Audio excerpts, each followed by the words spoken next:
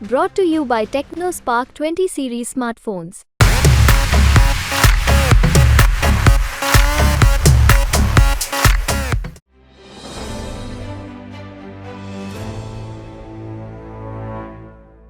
नमस्कार, मैं हूं हेमेंद्र शर्मा और आप देख रहे हैं एमपी राउंडअप।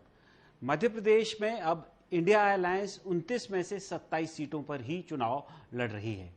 पहले बात खजुराहो सीट की।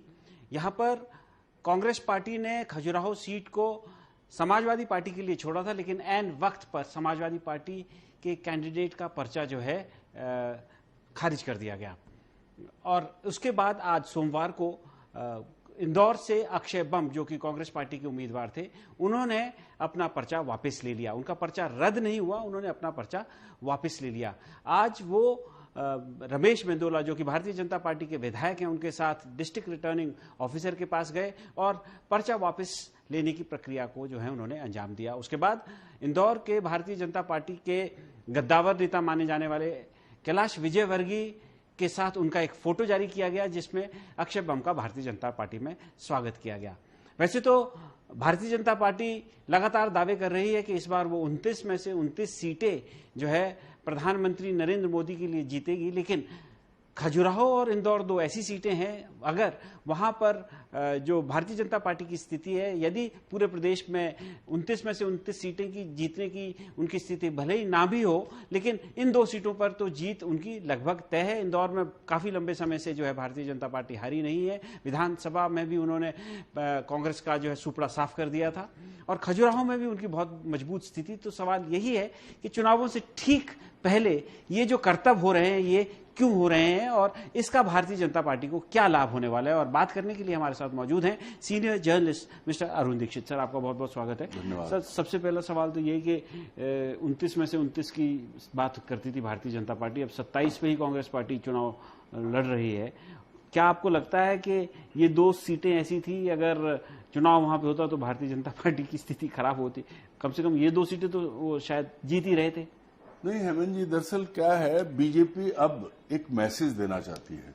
आप याद करिए, जिसको हम लोग बार बार पहले एडमिनिस्ट्रेशन में गुजरात मॉडल की बात की जाती थी, वो तो पता लगा कि शून्य था, फ्लॉप था। लेकिन ये पॉलिटिक्स में जो आया है, ये मॉडल जो गुजरात में शुरू किया गया था माननीय प्रधानमंत्री और गृह मंत्री द्वारा, आज वो देश की राजनीति में कश्मीर से कन्याकुमारी तक चल रहा है। जिस खजुराहो सीट की बात करें और इंदौर की बात करें, दोनों ही सीटें ऐसी थी जहां बीजेपी को किसी तरह का कोई खतरा नहीं था, क्योंकि बहुत समय से हिस्ट्री भी है। इंदौर में तो आप सोच लीजिए कि 6 लाख से शंकर लालवानी चुनाव जीते थे वही, जबकि शंकर लालवानी का कद इतना बड़ा नहीं था। इससे पहले सुमित्रा महाजन जीतती रही हैं। तो मैं 30 साल से लगातार देख रहा हूं, कभी हर बार नए कैंडिडेट आए। ये जो किया गया है, ये बीजेपी ये दिखाना चाहती है कि कांग्रेस के घर में सब गड़बड़ है और सब जो जहां वो चाहे, जैसा चाहे कर सकती है। देखिए, सबसे बड़ी चीज है, शुरुआत कहां से हुई।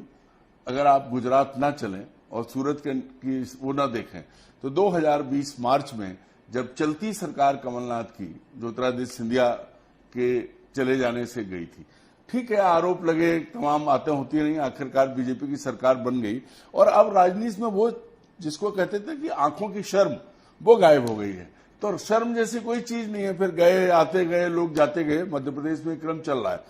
लेकिन सवाल यह है कि आखिर आप साबित क्या करना चाहते हैं जी। आप अगर जीत नहीं सकते, जनता आपके साथ नहीं है, तो आप जीते हुओं को खरीद लेंगे। यही एक मैसेज आपने दिया। एन कैन प्रकार आपको सत्ता पे काबिज रहना है। यहां एक और तरह का है कि मॉरली, जिसको कहते हैं मनोवैज्ञानिक दबाव बनाने की कोशिश। मेरा यह भी कहना है कि कांग्रेस खुद इसके लिए जिम्मेदार है, बीजेपी से ज्यादा। क्या मनोवैज्ञानिक मतलब फायदा बीजेपी को होगा? ये दो सीटें तो उनके पास ऑलरेडी आ रही थी, और कांग्रेस के तो आपको हालात मालूम ही है मध्य प्रदेश में, और जिन सीटों पर कांग्रेस चुनाव सीरियसली लड़ रही है, वो उन पे आज भी चुनाव सीरियसली लड़ा जा रहा है। तो कोई साइकोलॉजिकल एडवांटेज उनको, बीजेपी को इससे मिल रहा हो, ऐसा आपको क्या लगता है संभव है? देखिए, मैं यही आपने बहुत सही बात कही है। जब भारतीय जनता पार्टी का शीर्ष नेतृत्व, खुद प्रधानमंत्री गलत तथ्य पेश कर रहे हों, लगातार झूठ बोल रहे हों, चाहे वो कोई मुद्दा हो, किसी मुद्दे पर आप बात करें, इस तरह की बात प्रधानमंत्री चुनावी सभाओं में कर रहे हैं जिनकी कल्पना भारत के इतिहास में, भारत की राजनीति में किसी ने नहीं की थी, क्योंकि हम एक प्रजातांत्रिक देश हैं, बहुधर्मी, बहुभाषाई, संस्कृति अलग अलग, सब मतलब जिसको कहते हैं विभिन्नता में एकता वाला वो है। वहां प्रधानमंत्री शमशान कब्रिस्तान से लेके हिंदू मुसलमान तक पहुंच गए, मंगलसूत्र तक आ गए। तो ये जो सबसे बड़ी चीज है, ऐसे में ये एक उदाहरण बन जाएगा। अब अभी तो बाकी है 2 चरण, तो प्रचार यही करेंगे, कांग्रेस में कोई देखने वाला नहीं, कांग्रेस के लोग छोड़ रहे हैं, हमारे पास आ रहे हैं। ये कहने को सिर्फ दिखावा के लिए है। और मैं जो बात कह रहा था, इसके लिए कांग्रेस इसलिए भी जिम्मेदार है कि कांग्रेस ने 3 राज्यों में, छत्तीसगढ़, मध्य प्रदेश, राजस्थान में इंडिया गठबंधन का कोई वो नहीं। कांग्रेस की बात थोड़ी, जीतू पटवारी और कांग्रेस की बात हम करेंगे, लेकिन उससे पहले मैं डेमोक्रेसी की आपसे थोड़ा सा पूछना चाहता हूं। आपने कहा कि हम प्रजातंत्र हैं, डेमोक्रेसी है। डेमोक्रेसी में अभी 2023 में आखिर में कुछ ही महीने पहले मध्य प्रदेश में विधानसभा के चुनाव हुए, 40% लोगों ने कांग्रेस पार्टी को वोट दिया। मतलब अगर 40% लोगों को वोट देने की ऑप्शन ही खत्म हो जाएगी, जैसे इंदौर में, मतलब हिंदू मध्य प्रदेश में तो 2 पार्टी सिस्टम है, एक तरह से 2 ही पार्टियां हैं, या कांग्रेस नहीं तो बीजेपी। 40% लोग कांग्रेस को वोट डाल रहे हैं अभी भी। तो अगर 40% लोगों के पास ऑप्शन ही नहीं होगा तो डेमोक्रेसी का क्या होगा? ये बहुत बड़ा सवाल है। यही है कि आज जिस तरह की बातें और जिस तरह के काम केंद्र की सरकार या बीजेपी रूल्ड स्टेट्स में जो सरकारें कर रही हैं, वहां ये सबसे बड़ा सवाल आया है। आप याद करिए कि इससे पहले 4 बड़े भाजपा नेताओं ने कहा था कि हम संविधान बदलेंगे। तो ये सवाल ऐसा है कि हम बहुत बड़े खतरे के सामने खड़े हुए हैं। हमारा समाज, हमारा देश उस तरफ बढ़ रहा है जहां की एक बड़ी विभाजक रेखा खींची हुई है। देखिए, मध्य प्रदेश की बात अगर आप छोड़ दें, देश की बात करें, तो देश में 25 करोड़ मुसलमान हैं और बाकी बहुत अल्पसंख्यकों की तादाद बहुत ज्यादा है, क्योंकि अलग अलग तरह के अल्पसंख्यक हैं। अब अगर आप इनको, टारगेट वही है इस वक्त पूरे, उसमें पिछले सालों में, 10 सालों में लगातार अगर किसी पर कोई हमला हुआ है, आज किसी पर निशाना साधा गया है, तो वही वर्ग है। ऐसे में मुझे लगता है कि उनका मूल इरादा डेमोक्रेसी की आड़ में डेमोक्रेसी को खत्म करना है। अब अगर कल को कोई कहेगा कि साहब कांग्रेस का, वो कहेंगे कांग्रेस के कैंडिडेट ने छोड़ दिया, हमारी क्या जिम्मेदारी है। लेकिन कोई ये नहीं पूछेगा कि बीजेपी का ताकतवर एमएलए, बीजेपी का ताकतवर नेता कुछ ही मिनट में उनके साथ कैसे खड़े थे। तो इसका डिजाइन पहले से ही तय था। लोग अब कह रहे हैं, जो हम बात आगे करेंगे, ये तय था सारा किस तरह से, और अभी हमें तो ये भी उम्मीद है कि एक आध जगह ये और कोशिश कर सकते हैं। अच्छा सर, ये तो बात जैसे बीजेपी कर रही है, और जो आपने कहा कि भी डेमोक्रेसी की आड़ में ही डेमोक्रेसी खत्म की जा रही है, लेकिन इस्तेमाल तो कांग्रेस का ही हो रहा है। मतलब बिकने के लिए तो कांग्रेस ही तैयार है सर। यही मैं कह रहा था जब आपने बात कही।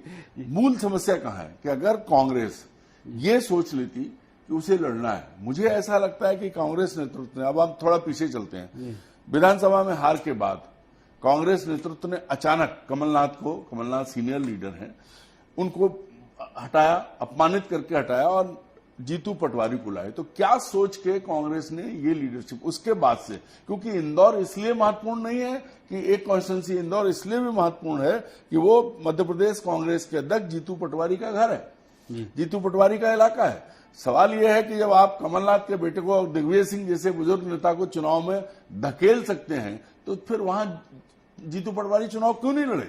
वो लोग विधानसभा हारे थे, लोकसभा लड़ सकते थे। और मुझे तो एक और चीज लग रही है कि लगातार बीजेपी जो कर रही है वो तो कर ही रही है, लेकिन कांग्रेस के नेतृत्व को देखिए आप, पहली बार बहुत समय बाद कांग्रेस में गांधी परिवार से बाहर का एक व्यक्ति अध्यक्ष है। दक्षिण भारत से आते हैं, दलित हैं, मल्लिकार्जुन खड़गे। और जितनी चीजें हुई हैं, भाई फैसला किसने किया था जीतू पटवारी को प्रदेश कांग्रेस अध्यक्ष बनाने का? जो इंदौर में, गुजरात में टिकट बटे हैं, जो यहाँ के वो सीट किसने दी थी? खजुराहो की, क्योंकि इंडिया गठबंधन का कोई असर नहीं है, समाजवादी पार्टी का कोई अस्तित्व तो नहीं है मध्य प्रदेश में। बॉर्डरिंग एरिया में है, एक आध विधानसभा की छोड़ दीजिए, लोकसभा जीतना कठिन काम था और कांग्रेस के पास ऐसे नेता थे जो वहां टक्कर दे सकते थे, लेकिन किसने किया? मुझे तो ऐसा लगता है कि कांग्रेस का एक वर्ग, मेरी जानकारी के मुताबिक तो जीतू पटवारी का आदेश निकला तो पता भी नहीं था मल्लिकार्जुन खड़गे को। जीतू पटवारी और उमंग सिंघार केंद्रीय नेतृत्व ने कांग्रेस ने तय किया था। उसी दिन समझ में आ गया था कि कांग्रेस खुद नहीं चाहती, कांग्रेस की लीडरशिप, अब बदनामी किसकी? कल की कोई बात होगी मल्लिकार्जुन खड़गे अध्यक्ष है। तो ये कांग्रेस का नेतृत्व अभी ये समझने को तैयार नहीं है कि उसको, वो लगातार जात की बात कर रहे हैं। भाई जब आप सत्ता में आओ तब ये करना, संगठन चलाने के लिए तो आपको उन लोगों की मदद लेनी पड़ेगी जिनका जनाधार है, जो आपके लिए कुछ कर सकते हैं। अच्छा सर, जीतू पटवारी तो चलो अब अध्यक्ष हैं, और उनके नेतृत्व में लोकसभा का चुनाव लड़ा जा रहा है और पिछले कुछ महीने से वो लगातार दौरे भी कर रहे हैं और कुछ उन्होंने एफर्ट भी किया है। आप जीतू पटवारी के परफॉर्मेंस को कैसे आंकते हैं? कैसे, क्या आपका एनालिसिस है? किस तरीके से उसको आप क्या रेटिंग देंगे उनके परफॉर्मेंस को? मैं तो कहता हूं कि जीतू पटवारी है proven to be big zero. Nothing is in his for his nothing is credible. कुछ भी उनके क्रेडिट के लिए नहीं है। सब कुछ उनके आने के बाद लगातार लोग गए हैं। आप सोचो, जीतू पटवारी प्रदेश कांग्रेस के अध्यक्ष बने थे और ये व्यक्ति जो है अक्षय बम, ये माना जाता है कि इनका ही आदमी है, इन्होंने ही। क्योंकि अगर मैं दूसरा सवाल करता हूं थोड़ा, अगर इंदौर का कोई कैंडिडेट, इंदौर का प्रदेश कांग्रेस अध्यक्ष है, तो फिर क्या इनकी मर्जी के खिलाफ कैंडिडेट बनाया गया था उसको? ये जीतू पटवारी को आगे आके बोलना चाहिए कि मेरी कोई जिम्मेदारी नहीं है। अगर ऐसा है तो ठीक है, लेकिन जीतू के घर में खुद जीतू हारे, उसके बाद उन्हें पद मिला और उसके बाद जब अक्षय बम का चुनाव हुआ था उसके लिए प्रत्याशी, कांग्रेस प्रत्याशी के लिए, तभी हम लोगों ने पूछा था कि ये कौन और ये कैसे, तो बताया गया था अब कोई कुछ भी कह दे, किसी का भी नाम डाल दे, लेकिन ये तय है कि जीतू पटवारी इतने परिपक्व नहीं है कि वो संगठन को चला सके। आने के बाद उनका तरीका, उनका रवैया, उनका स्टाइल इस लेवल पर नहीं है। यूथ कांग्रेस अपनी जगह है, लेकिन कांग्रेस को चलाना सबसे पहले सुरेश पचौरी ने छोड़ी थी। कितने बड़े नेता हैं, जितनी जीतू की उम्र है उतनी समय से वो पार्टी में थे, लेकिन ऐसा ही और हुआ है। बहुत लंबी फौज है, क्योंकि लाखों की लिस्ट लिए घूम रहे हैं। फिर किया क्या आपने? जीतू पटवारी जिस तरह से, उन्हें बड़ा खुशी होती है कि जब भाई दिग्विजय सिंह चुनाव लड़ रहे हैं, 77 साल के दिग्विजय सिंह आज लड़ रहे हैं, तो ये तो कांग्रेस के लिए शर्म की बात है कि आपके पास कोई नहीं है आपने। और फिर जीतू पटवारी को क्यों नहीं लड़ाया? अगर जीतू पटवारी अध्यक्ष बनने लायक थे तो इंदौर से लोकसभा चुनाव लड़ने का लायक क्यों नहीं थे? क्यों नहीं कांग्रेस नेतृत्व नहीं किया? मुझे तो ऐसा लगता है कि कांग्रेस के भीतर की गुटबंदी, ये मल्लिकार्जुन खड़गे के खिलाफ षड्यंत्र है। कल को जितने भी आरोप आएंगे, जितने भी लांछन लगेंगे, वो खड़गे पे लगेंगे। राहुल गांधी तो चुपचाप बैठे हैं, अलग बैठे हैं, वो नए प्रयोग कर रहे हैं। राहुल गांधी ये नहीं देख रहे हैं कि किस समय पे क्या करना है।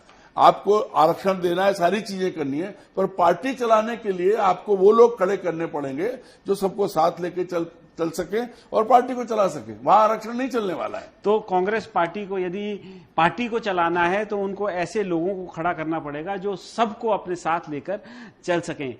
जहां तक इंदौर और खजुराहो की बात है, वहां पर भारतीय जनता पार्टी ने भले ही ये कॉन्टेस्ट एक तरफा कर दिया हो, लेकिन यदि ये ना भी किया होता तो वहां पर भारतीय जनता पार्टी की जीत लगभग तय मानी जा रही थी। तो आखिरकार भारतीय जनता पार्टी ने ऐसा क्यों किया? इसका क्या psychological advantage Bharatiya Janata party को मिलेगा, ये एक सवाल है। और सवाल इसके साथ ये भी है कि कहीं ऐसा तो नहीं कि पहले 2 चरणों में कुछ सीटें ऐसी हैं, भारतीय जनता पार्टी दावा भले 29 में से 29 सीटें जीतने का कर रही थी, लेकिन पहले 2 चरणों में कुछ सीटें ऐसी हैं जहां पार्टी की हवा थोड़ी टाइट हो गई हो। एमपी राउंडअप में आज सिर्फ इतना ही। कल फिर मुलाकात होगी, तब तक के लिए थैंक यू, गुड बाय।